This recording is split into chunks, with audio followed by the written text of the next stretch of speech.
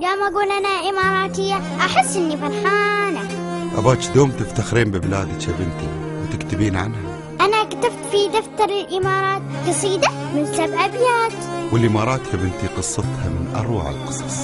يدي قولي شو قصتها؟ قبل ما أقولك قصتها أنت شو تحبين فيها؟ أنا أحبك أنت وأحب باب بيتي وشي وأمي وأبوي. أحب الشارع ومدرستنا والبحر واليبس والبر.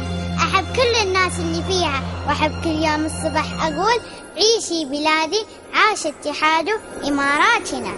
يا الإمارات ارفعي هذا الجبين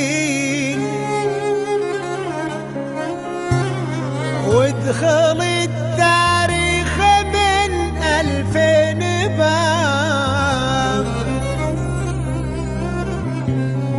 قصتك أعجوبة كتاب السنين واتحاد